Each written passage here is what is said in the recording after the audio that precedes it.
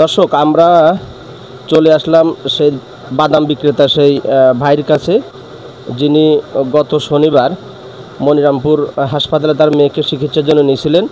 সেখানে আসলে তার সাথে যা ঘটেছে আমরা একটু সেটা আপনাদেরকে শোনাতে চাই।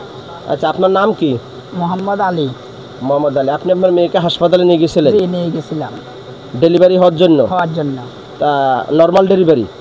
Normal delivery. কবে নিয়েছিলেন? শনিবারের দিন সকাল 7টায়।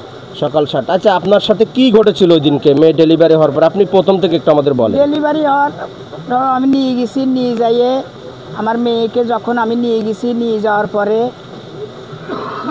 ডেলিভারি রুমে নিয়ে গেছি, নিয়ে যাওয়ার পরে আমার ডেলিভারি হয়েছে, মেয়ে সাথে সাথে ডেলিভারি হয়ে গেছে। হওয়ার পরে এবার আমারে বললো যে টাকা পয়সাটা দেন। তা আমি বললাম আমি তো গরিব মানুষ, কত বলেন। তা কইলো এটা কখন বলেছে? রিলিজ হওয়ার সময়?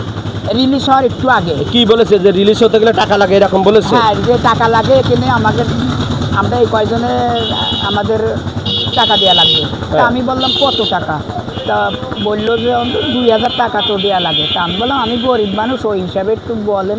তা কইলো 2000 না 1500 টাকা দাও। আমি বললাম দেখেন আমি তো গরিব মানুষ, আমার জামাইও টাকাটুকু দেওয়ার ক্ষমতা নেই, যা দিতে আমার ওই ভ্যান ট্যান চালাই খাই, আমি দুটো বাদাম বিক্রি করে খাই।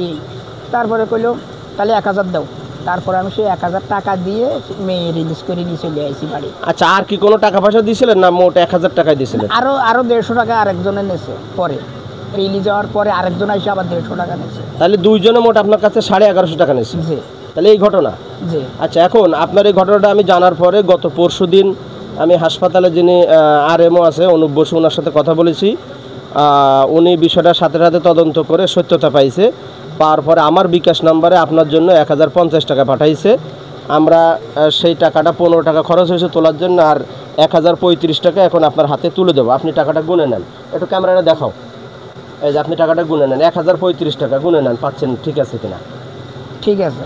তা দর্শক, আমরা চাই এইভাবেই যারা মনিরামপুর হাসপাতাল, ওটা সরকারি হাসপাতাল, ওখানে বিনামূল্যে সরকার চিকিৎসা দেয়, চিকিৎসা সেবা দেয়, ওখানে কোনো টাকা খরচ হওয়ার কথা না।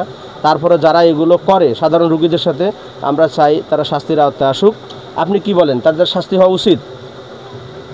শাস্তি হওয়া উচিত। যারা গরিব মানুষ যায়, দেখা যাচ্ছে খুব অসহায় লোকেরা তো যায় হসপিটালে।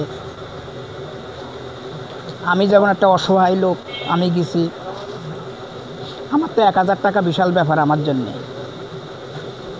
তো উনি গিয়েছিলেন ওনার মেয়ের নর্মাল ডেলিভারি হওয়ার জন্য, আর সেখানে যেয়ে উনি এই প্রতারণার শিকার হয়েছেন, উনি হয়রানির শিকার হয়েছেন। আমরা চাই হয়রানিগুলো বন্ধ হোক। আবার দেখা হবে ইনশাল্লাহ অন্য কোনো ভিডিওতে।